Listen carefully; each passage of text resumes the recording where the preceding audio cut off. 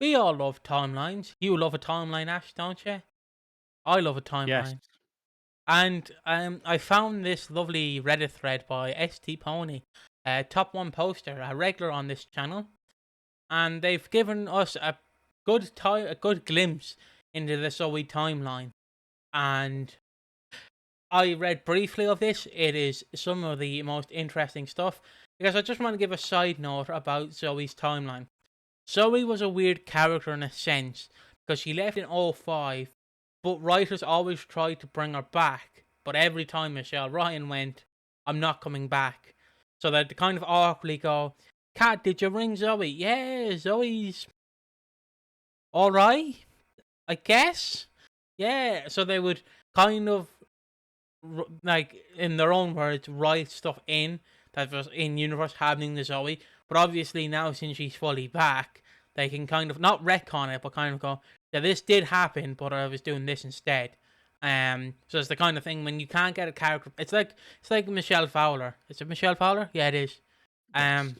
It's like her where they couldn't get her back for I mean, years. you set up stuff off screen so you can have them progress off screen, but also you do kind of you can easily just go, I was alive. Yeah, We were setting this up off screen, but it's not a thing. Like how up until about 3 months ago, Vicky and Spencer were together and were together for like 20 years. But suddenly Vicky needs to be brought back. Now she's no longer with Spencer, and that whole part of her life is over because obviously Ross was brought in.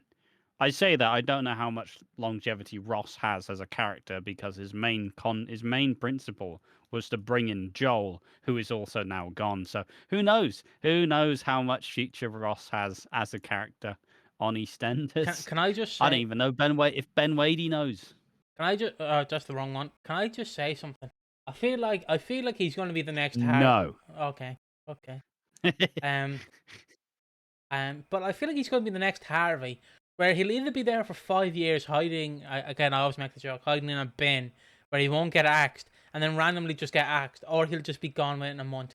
Like it's either the Harvey Vortex, where you stay there for years and hopefully no one notices that you're here, or you just immediately get axed. Which We call again, that the Shrimpy. the shrimpy would be a good example as well. But yeah, I call it the Harvey Vortex. Where yeah, Yeah, but the Harvey paradox. the Harvey paradox. Harvey, you finally got. Just like Dermot Dolan's in a different paradigm. We just need a shift to it. Or We, just take some psychedelics or something and just we'll find it out, you know. um, One mad LSD trip later and we will fully know the truth about Dermot Dolan. what is it like the theory that people think the world was supposed to end 2012, but it did end, so we just got moved to a parallel universe. Yeah, and we're actually just in some mad DMT trip. It's all a lie. We're all just dead. We're all in the ground. Don't know why I'm trying to give people an existential crisis. I don't believe any of the words I'm saying. It's just What's what people think, right? What you think is that when you die, I don't know why this is. I don't know just why go this is a ahead with it. tangent. It's fine. It's fine. It's fine. Go ahead. Obviously, people think when you die, you have this mad you have this mad trip where like your life does flash in front of your eyes. You know, you kind of see all the events and you kind of live through it, but it's just mad like this mad DMT trip where you're going through it all and all the memories and shit. And yeah, that's how we find out where Luke Slater is. That's how we do it in our final moments. See, after Ben Wadey made that dumb comment in an interview saying it's just a parallel universe, he's gonna be hit with that by the in his last day.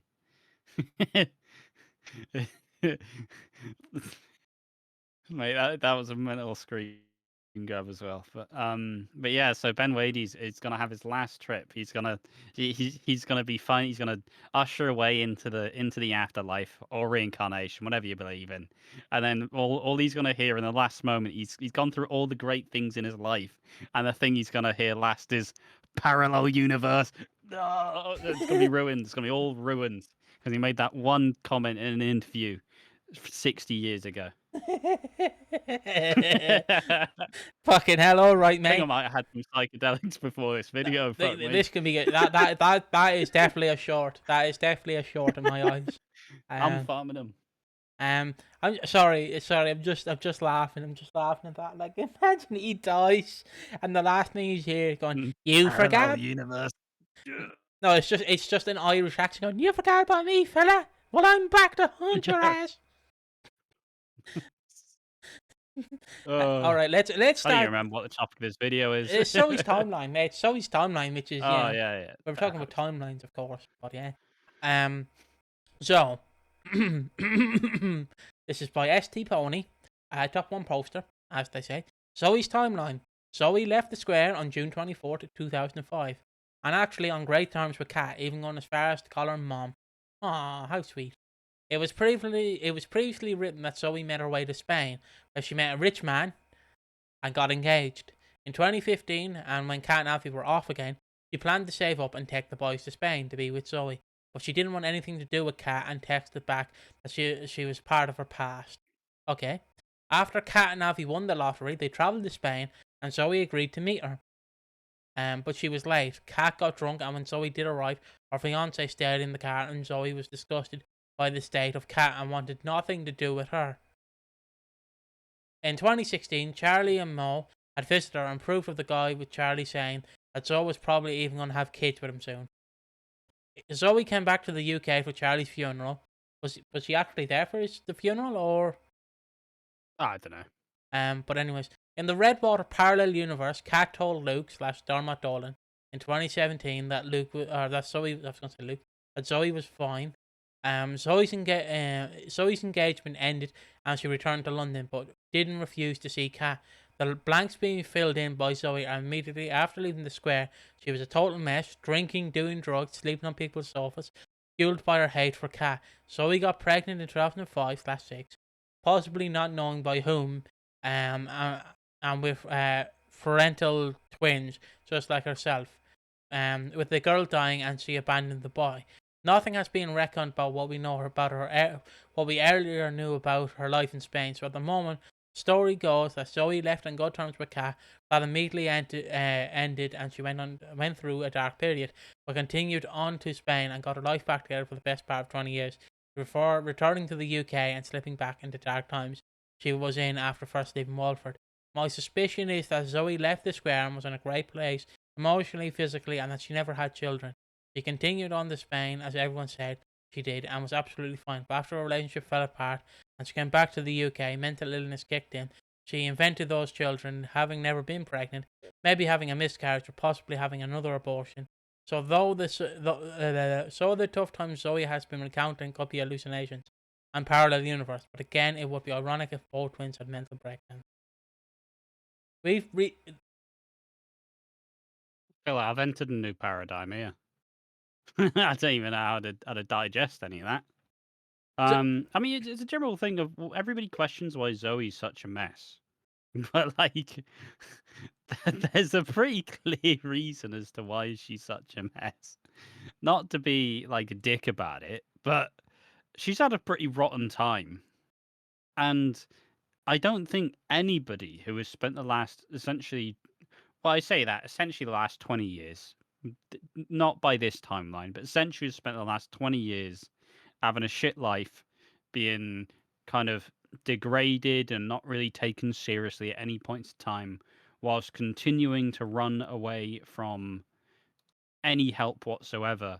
I think it's quite apt as to why Zoe's in such bad condition, because she's not really had the time or the effort, or just she's not given herself any wiggle room to actually move on with her feelings or get over the trauma. So like that's why I think it's not really a surprise that Zoe is inherently unlikable.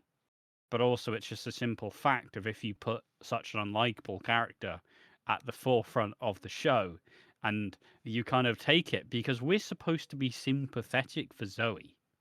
We're supposed to feel bad for Zoe. But a lot of people haven't watched Zoe from the 2000s. A lot of people will never have seen any of Zoe Slater before her return. So it kind of paints the question, why are you making what is a leading character, a character who has had the biggest storyline since she's came back, why are you making her so unbelievably unlikable? I mentioned the Harvey Vortex earlier on. It's the Michelle Fowler 2016 Vortex, um, where I don't want to say it's punishment for never returning up until now, but it's the kind of thing of like you never return, so we're just. I know this is like a massive copium, but it's that kind of thing where it's like you never really return, so we're just gonna ruin your character, fuck you. But I don't. That's obviously not the answer. The proper answer is they're trying to make you feel sympathetic for Zoe because she's lost her daughter, I'm presuming, or son, and she has a son out there, but she's not imagining the kids. The kid is generally real, and again, we've said it in multiple videos where this is going like the new Alpha Moon 2018, where like you want Kat to be a grandmother because, but no offense to Jessie Wallace, I don't know if there's a timeline that Bert and Ernie and Tommy in the show have kids and that Jesse Wallace / Cat Slater is alive. I know that's a bit cruel, but I generally don't know. So you don't want to waste the opportunity, and you want to have the opportunity with Zoe. And yeah, if we go off the timeline where she obviously left on great terms with her mom, and called her mom, and then went to Spain, we can presume that she didn't marry a rich man, and we can presume that rich man might be the father of the children.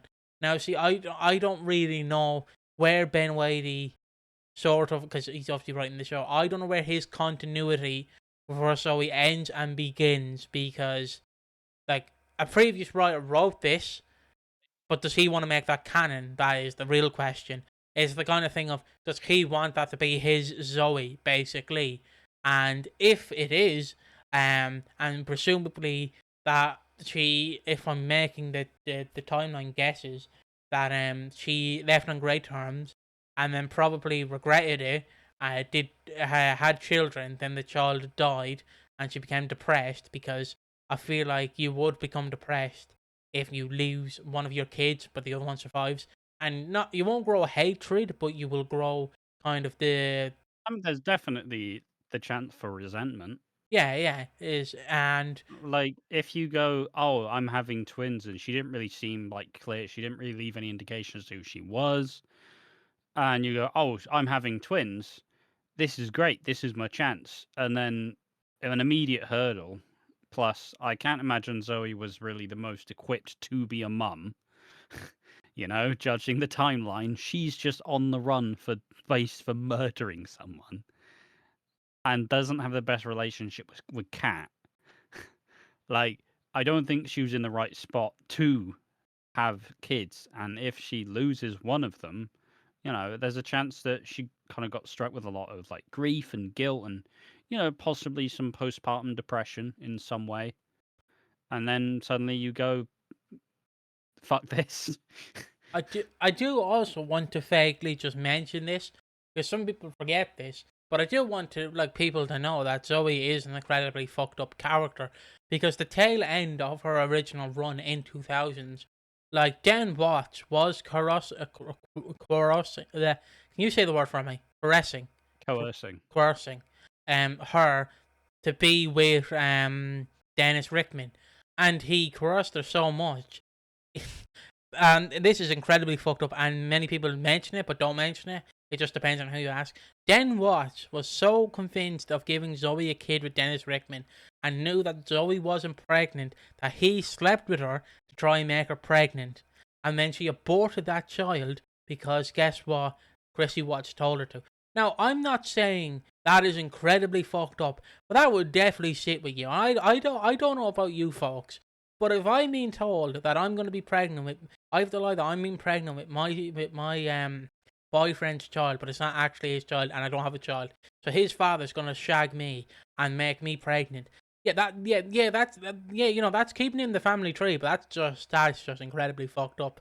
Considering the fact, when you also bring into the account that Kat had sort of the same experience by the fact that Uncle Harry did nearly the same thing to her. I know Kat was like 13 and Zoe was like 21, but that would bound to hold some like trauma to you, and the fact she didn't leave on good terms is another thing.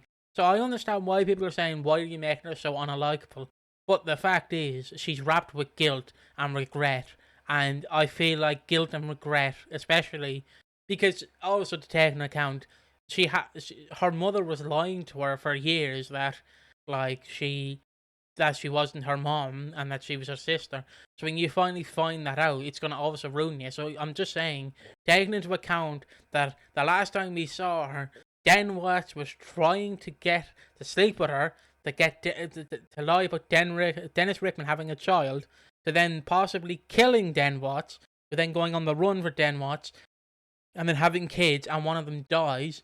You can see why she's not really the same Zoe Slater. Because again, like I said, trauma would do a lot of heavy lifting and a lot of guilt. You'd have a lot of regret and a lot of guilt. And the doing drugs as well, especially, wouldn't help you, because I'm imagining cocaine or weed is not really going to help you when you're having guilt about the past. And I know that's a long-winded I rant. mean, escapism. Yeah, It's all escapism. But escapism doesn't really help you process the grief or the trauma. It just helps you forget about it. yeah, and that's why I don't like. I understand why people say that's the Zoe I know. Yes, but the Zoe you knew was wrapped with guilt. This is Zoe who's in her 40s now, still wrapped with the guilt and regret and the hatred towards her mother, because she doesn't want to accept her mother, because she, and sorry for using this word, but she is, as she said in her own words, a rape baby, because she literally said that. I'm not like saying that. She literally said that. So you can see why she feels unwanted, unloved, And and why she hates the world, and why she's trying to mess with Kat, and then she's being fucking and psychotic. likewise, it's also her blaming other people for decisions she's made. Yeah, Um, and therefore, it's a lot easier to blame someone else than actually do some introspection and try and understand why you make these decisions and why they've led you to where you are. and I do want people to just take away from this video. I want people to understand that, like, like over 20 years, like it's a lot. Like, it's not like she came back 10 years ago, then left, and then came back. It's like we haven't really seen her in 20 years. Like, a lot has changed in those years. Like, a lot of stuff would have changed and would have definitely fucked with her life, if I had to make a guess. Like, if the canon is that she did marry a rich man who then she divorced, like, you know, just some things. But that's generally the vibe of the video, of like what I think. Is this why it's always so messed up? Is, yeah, you take into account everything Den Watts did. The fact she had to go on the run for murder. The fact her child was aborted, and then she had two children, and one of them died, and then yeah, obviously the sexual assault baby, that she is the subject of. Yeah. But yeah, that's the end of the video. I don't really know how to give a positive ending to this, but I hope you enjoyed it, and we'll see you in the next one.